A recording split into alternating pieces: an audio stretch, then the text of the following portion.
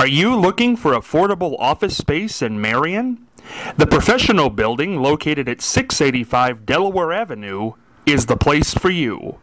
For more information, call 740-383-6803. Office space is now available. Again, telephone number 740-383-6803.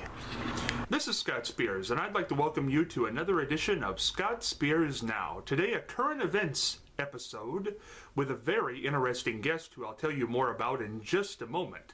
The topics discussed in today's episode: the reopening of the Hostess Cupcake Factory, unionless, about 4 or 5 months after their bankruptcy in late 2012. Also, we'll talk about Barbara Bush saying she does not want son Jeb to run for president in 2016. She said this during the opening of the George W. Bush Library, Presidential Library. Our guest who we're going to discuss all this with today is a man who I'm sure you've seen. He's Mr. Question Mark. He's Mr. Free Money. He's Matthew Lesko. And I found him just as interesting, fascinating, and high energy as you would expect him to be. He'll be contributing to the show a lot in the future. Let's go to Matthew Lesko, current events episode of Scott Spears Now. This is Scott Spears, and I'd like to welcome you to a very special episode of Scott Spears Now. News all over the place as we head into May 2013 here. Barbara Bush has said that she does not want her son, Jeb Bush, to run for the presidency, and Wonder Bread, Ho-Hos, and Twinkies looks like they're going to return here very soon as the Hostess Company is opening up a plant in Alabama. No unions, which maybe is what put him under the first time, so they say. To help us sort all this out is a guy, first-time visitor here, but I can tell I'm going to like him already. He's certainly no unfamiliar face to any of the viewers out there. He's Matt Lesko. Matt, I was thinking on how to introduce you there. What do you call yourself? Well, I got ex-wives that call me all kinds of things. I don't know. I mean, I see myself as, just trying to make a buck and have fun at it. As an entrepreneur, I had a bunch of businesses that failed. I have an MBA in computer science, and even back in the 70s, I had a software company that went belly up. So, yeah, I don't know. I just tried to show people about free stuff that I had no idea this stuff was here. And so I've been spending my life trying to educate people. I was a college professor in computer science for a number of years. Well, I do want to let people know we are going to have you on the program very soon to discuss your career. So we'll get into that very soon. And I'm going to ask you about... you had Larry King me. It sounds like my career's over then. No. I think you got a long run. Real quick, Matt, I do want to ask you about what do you make of Barbara Bush saying she does not want Jeb to run? Do you think she's being honest? Who the hell knows? I mean, these families, they're all programmed. They're all... Nothing is very much off the cuff, except when George goes into a supermarket and doesn't know what the hell a scanner is, Otherwise, these people are pretty practiced, to know what they're going to say in public. But then again, that doesn't mean that it's right or wrong, because maybe she's saying it for one reason, to deflect something, to make it easier for him to bow out. Who the hell knows? well, Matt, I want to get Most of us out here are trying to earn a living and do good work, instead of what's Babs. How old is she? She must be close to 90, huh? She's close to 90. I believe about 87, 88. Oh, good for her. I mean, I hope to be doing this for 25 more years. So anybody who's, doing stuff, at that age, my hat's off to them, no matter what the hell it is. Well, Matt, I want to get a little closer to something here of your expertise out of the political realm.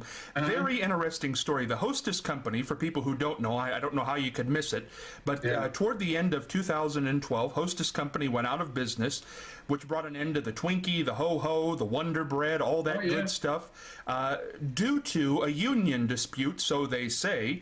Not even a year later, here they've announced they're opening up a new plant in Alabama. No unions. We'll have the Twinkie, the Ho-Ho, the Cupcake, Wonder Bread still on the fence. I think it'll come back. Matt, are you pro-union? Well, the real answer is depends. Yeah, whether a union needs to be there or not. I mean, that's the issue. I mean, you can be pro-union, you can be against unions. Some are good, some are bad. You know, why do we need them? I mean, that's why the problem with our country, I think everything is right or left, and the answers are really in the middle. It depends. When do we need a union? You know, I think sort of like, you know, the janitors who work, you know, in the hotels in Washington, D.C. probably need a union. They're being taken advantage of, you know. The teachers, I don't know. You know, how much? Well, maybe, you know, I haven't thought that through. But, you know, when do we need them and when we don't? Now, hostess and unions, man, you know, when you're not making money, you're just cutting. So whether it's unions you're going to cut or whatever, this is survival, you know. And so that's why when people go offshore, I've used things offshore or whatever, that it is survival, and there's some good to that because capitalism thrives on the survival of the fittest. This is how we grow sometimes as an economy. But we can't be survival of the fittest for everybody, right? Because what about the people who are really in trouble? I don't want to live in a neighborhood where the neighbors don't take care of each other. Well, I think, Matt, I think the argument, though, is by the union is that, look, here's this billion-dollar hostess company. They're making a lot of money. They just don't want to pay us a decent wage. Well, I mean, that's a good argument. I mean, I don't know. You and I sitting here, I mean, I don't know the books. I mean, they went out of business, I guess, because of finances. Now, it seems to me that that's a plant and equipment business. You know, it's not like you're selling air like you and I do, you know. We're not really making anything. You know, they need this factory. So how much is involved in that? I mean, certainly the union's argument is, you know, sounds reasonable, you know, I mean, because I don't want, if you're taking all my money and I'm in a partnership with you and I feel you're taking too much money, well, screw you, I'm going. Exactly, which I think is what their deal is. Right. And now that they do have the money to open up another plant and they're keeping the unions out, doesn't that in a way to those unions that got left behind say, well, yeah, they did have the money, they just didn't want to pay us? I don't know. I mean, how can you say? I mean, okay, even if it did, you have, I would think, you know, we have property rights in this country.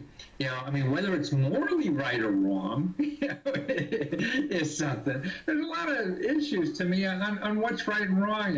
And that's why, okay, if you say you're pro-union, does that mean everything against unions is wrong? I mean, then that's, you know, I think that's a silly argument because, you know, you don't know the cases or whatever, and the other people may be an asshole, but they have the right to do it. You have the right to be an asshole in America.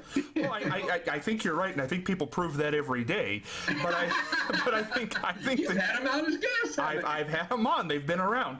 But the question is, and I think it's a valid question, and I'm not taking a side here, but the valid question I think is when a company declares bankruptcy and gets rid of all their employees, disbands the union, and then 5 months later opens up a new plant in another state. Mm-hmm. Chances are they probably weren't as bankrupt as they said they were. Well, I mean, that may or may not be true, but let's say if it is, okay, I think what it is, you know, the issues may be, and I don't know, and I don't know how you could know without, I don't know the laws of that state for having, you know, a union should want to go bankrupt. I mean, I could think that one of the guesses in my mind would be that to get rid of all the pension stuff.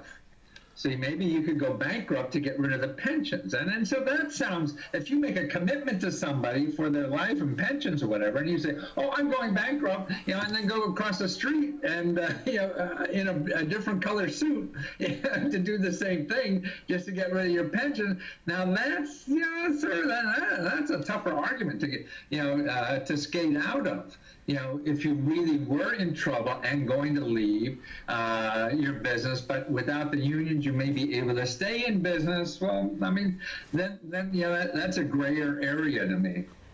Well, it's a very interesting study, I hear, in how business works and the ability to close your plant and open it right back up. There is no law against that. So are the unions, aside from the teachers' unions and certainly the police and fire unions, do they just end up really in the end being useless now? I mean, the car industry certainly moved away from them. Yeah. Well, I mean, the car industry, but why did it move away? I mean, you're right. I mean, well, the unions being used, I mean, they're certainly shrinking in numbers. But why is that happening? Because, I mean, I think the main thing is what's happening in a bigger picture. What's happening in a bigger picture? We're producing as many automobiles or whatever. Manufacturing is bigger than ever, but we're doing it with a fraction of the number of people, And it really, to me, what happens when that happens, you have to be a smart enough, citizen to find out what's going on. I mean, those jobs without making $100,000 a year in those automobile factories with barely a high school diploma, that's over, man. So that's why it's an individual seeing that, because a lot of times, I mean, you have to balance that. Unions are good, but, if it keeps people around who aren't needed and less productive, and not needed, then that's not good, I don't think. We don't want to waste resources. We want to take that person and put them in something that is contributing to society. So I don't ever see unions going away. I mean, why? They're going to be around, and they are needed in some places, and maybe even more. And so, like anything else, like government, that's not going to go away, and that's a pain in the ass too, right? And probably a lot of people want to get rid of that. The same thing with corporations. I think we've sort of found the maximum limit on their effectiveness too. Well, Matt, I think this comes down to two questions to bottom line this here is, are you sympathetic as we as a country, not you as a person, but we as a country, are we sympathetic toward the executive making hundreds of $1,000s a year and the guy in the factory who's making $100,000, but because of the union is making $100,000, or are we sympathetic toward the $100,000 guy and not the executive who I'm sure kept his job as the company moved to Alabama? Yeah. I lost the point. There were too many 100,000s in there. Is the worker ever going to make a good wage? Yeah, I think that's going to be tougher and tougher and tougher in this country. No one knows for sure, but I think there's a lot of hope, mainly because we're going to be the fastest growing developed country in the world in the next 20, 30 years, and that gives hope. I mean, we're getting, but back to the other point about the rich and the poor, I think that's the biggest problem. I mean, to me, I really see the rich are rigging the system, to get the game played their way. Did Hostess rig the system? Well, rig the system. Go down to Capitol Hill.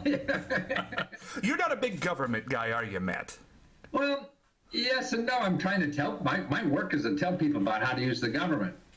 And because it's a resource, it's a tool for people to use. What I see about government, where people are changing the rules to satisfy them, and why is the spread of inequality of wages happening? I mean, my mind is most of them. The rich people work harder. They work harder at changing the rules so they can take advantage of them.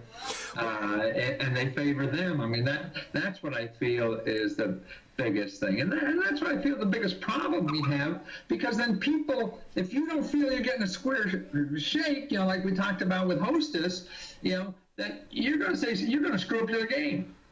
Well, Matt, so that's why if people are taking all the marbles and leaving little on the table for everybody else, man, I'm going to screw up your game if I'm affected. Well, Matt, I want to get two quick questions in here because I know we have to let you go. I know you have an engagement to get to tonight. Number one, for all those people, because I know they want me to ask you this, I'm sure, all those people at Hostess and around the country who aren't going to be making the union wage anymore, what's the quickest, easiest way to get some free money? Well, there's automatic training money. Every one of those people can get probably about $8,000 right now to go get trained in something else. Don't wait. The problem is people wait for a white horse to come up the door, thinking things are going to change. We're going to get the back job back or whatever. You see that train, that light in the tunnel, the train coming is not going to stop. If you win this time, you're going to lose next time, And the key to survival is training and education. Nothing is guaranteed, but that's the best bet. How do you get that $8,000? Your career one-stop labor information center. Every place has them. You call just 211. Anywhere you are in this country, you just call 211 and tell them, hey, I'm looking at my local office to get training money to get a better job. Perfect. Now, does that money release to you, or do you have to show where it goes? How does that happen? And usually they hook up with training facilities and pay them for your education. Oh, perfect. That's great. And the other question, Matt, are you as happy as everybody else that the Twinkie's coming back, the ho-ho, and the cupcake? You bet. Yeah, I was just... I don't think I had one in 20 years, but yesterday or 2 days ago, my wife and I were like at a drugstore or something, the food section, and they had, the Twinkie wannabes, and I was just missing a Twinkie. We bought a whole box of those suckers. I don't know why. What about Wonder Bread, Matt? Should they bring Wonder Bread back? Oh, man, nothing makes peanut butter right more than Wonder Bread. Exactly. What's your favorite before we get out of here, Matt? The ho-ho, the Twinkie, the Wonder Bread, or the Hostess cupcake with the little white swirl? I'm a ho-ho guy. Ho-ho. Matt, I gotta tell you, I've enjoyed this. This has been a very short time, but I've liked this segment. This has been fun. You're an upbeat guy. Well, ho-ho-ho. Matt, and we'll talk again in the future. You bet. Bye. This is Scott Spears with Matt Lesko. Certainly an interesting guy I like a lot. Thank you for watching this episode of Scott Spears Now with guest Matthew Lesko. I'm exhausted after talking with him, but guess what? He told you how to get $8,000 to the good. So you can't say this is a lost episode. In the very near future, we're going to have Matthew on to discuss his life and times. How did he get the way he is? How did he get that unique look, those outfits, those glasses, that hair, that whole attitude, Mr. Free Money? It's all very interesting, and we're going to talk about that in the very near future. And we're also going to incorporate your questions, so send them to me. OSUKid2006@AOL.com. What did you think about Hostess? Is our unions good or bad? Are they going to stay around? Are they not going to stay around? Will Jeb Bush run in 2016? Only time will tell, and we'll be on that story. Until next time, this is Scott Spears, headed for the dugout.